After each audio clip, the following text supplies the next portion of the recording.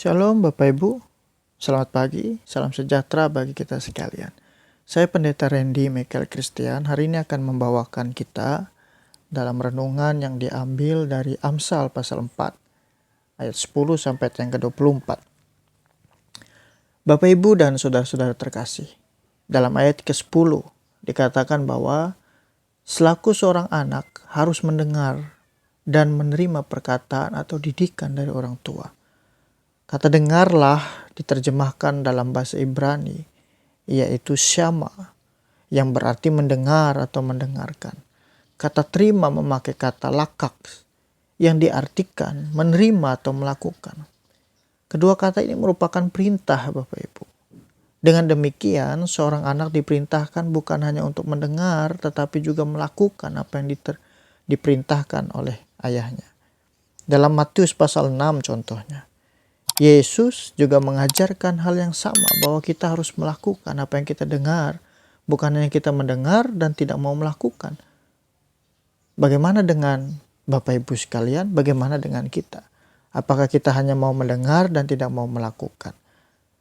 Nah, dalam renungan pagi hari ini, setidaknya ada dua rahasia dalam teks ini yang harus kita pelajari, supaya kita menjadi orang percaya, agar tahun hidup kita menjadi lebih baik. Yang pertama, rahasia pertama ialah hiduplah menurut jalan orang benar. Bapak Ibu bisa melihatnya di ayat 11 sampai ayat yang ke-13. Orang benar ialah orang yang berpegang pada didikan, tidak melepaskan dan selalu pelihara didikan itu di dalam kehidupan mereka. Sebab mereka tahu bahwa didikan itu merupakan syarat untuk mereka memperoleh keberhasilan.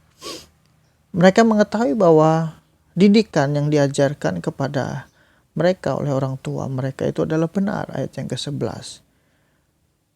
Jika diterjemahkan demikian Bapak Ibu, pada pimpinan hikmat aku akan menuntut engkau, atau aku akan memimpin engkau pada jalan yang lurus. Jadi apa yang diajarkan oleh seorang ayah kepada anaknya dalam teks ini akan memimpin engkau pada jalan yang lurus. Jadi apa yang diajarkan oleh seorang ayah kepada anaknya dalam teks ini adalah benar. Sehingga selaku seorang anak harus memperhatikan ini. Nah, kemudian rahasia yang kedua kita bisa melihat di dalam ayat 14 sampai ayat yang ke-17. Di dalam ayat 14 contohnya, memberikan larangan agar tidak berjalan di jalan orang jahat. Memberikan larangan agar tidak berjalan di jalan orang fasik. Kata fasik berasal dari kata rasya yang dapat diartikan jahat. Dalam ayat 15 merupakan peringatan yang diberikan berulang kali. Ini menekankan pentingnya nasihat seorang ayah agar anaknya jangan berbuat jahat atau hidup menurut jalan orang fasik. Jadi orientasinya adalah kita sebagai anak agar tidak melakukan kejahatan. Betapa menjijikkan perbuatan orang yang merasa puas setelah melihat orang lain menjadi korban atas kejahatan kita. Orang jahat berkembang dalam perbuatan-perbuatan orang yang merasa puas setelah melihat orang lain menjadi korban. Seseorang pernah berkata begini Bapak Ibu, kita adalah hasil dari apa yang kita makan.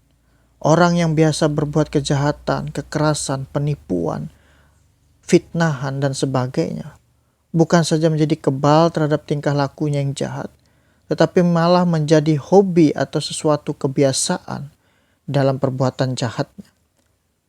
Oleh sebab itu, janganlah kita hidup menurut jalan orang fasik atau orang jahat. Paulus mengingatkan kita Bapak Ibu, supaya kita jadi akhirnya saudara-saudara, semua yang benar, semua yang mulia, semua yang adil, semua yang suci, semua yang manis, semua yang sedap didengar, semua yang disebut kebajikan dan patut dipuji, pikirkanlah semuanya itu. Nah, itu dituliskan Rasul Paulus di dalam Filipi pasal 4 ayat yang ke-8. Yang terakhir dalam ayat 18 sampai 19 kita bisa melihat, merupakan perbandingan tentang jalan orang benar dengan jalan orang jahat. Ayat 18 membandingkan jalan orang benar dengan matahari yang bersinar. Pada waktu matahari mulai bersinar, ia timbul tanpa terasa di sebelah timur. Ia bersinar dengan terang, kemudian memancarkan terang yang terang benderang dengan segala kemuliaannya. Kontras dengan cahaya pagi ialah kegelapan malam, yang merupakan dunia orang jahat. Secara alamiah, manusia bukan makhluk malam, sebab itu manusia dapat sesat atau mendapat kesulitan pada waktu malam hari.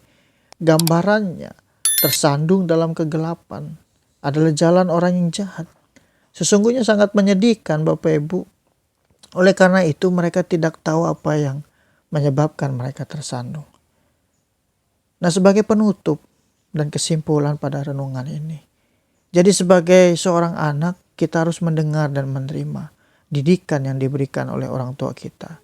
Yaitu dengan hidup menurut jalan orang benar dan tidak hidup menurut jalan orang fasik. Agar tahun hidup kita menjadi lebih banyak. Bagaimana dengan saudara? Bagaimana dengan Bapak Ibu? Bagaimana dengan kita? Apakah kita mau melakukan kedua rahasia ini? Ataukah melakukan yang satu dan mengabaikan yang satu? Keputusan ada di tangan kita Bapak Ibu. Karena itu renungkanlah firman ini. Tuhan Yesus memberkati kita. Amin. Mari kita bersatu dalam doa. Kami berterima kasih Tuhan untuk kebenaran firman-Mu yang kami boleh dengarkan.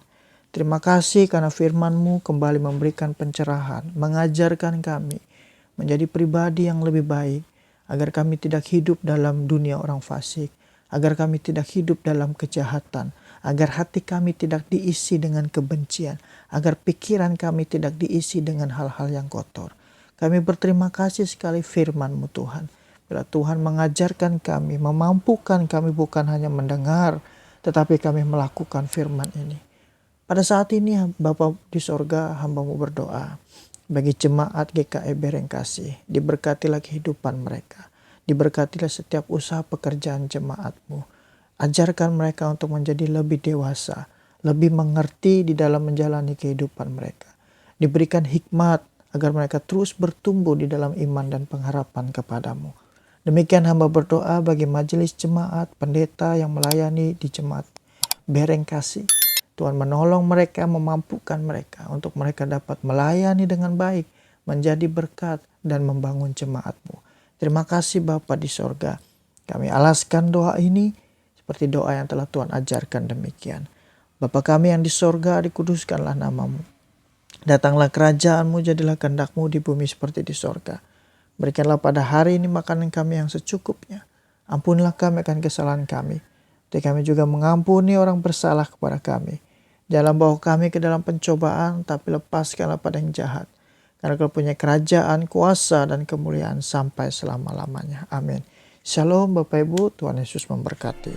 Tuhan memberkati engkau dan melindungi engkau.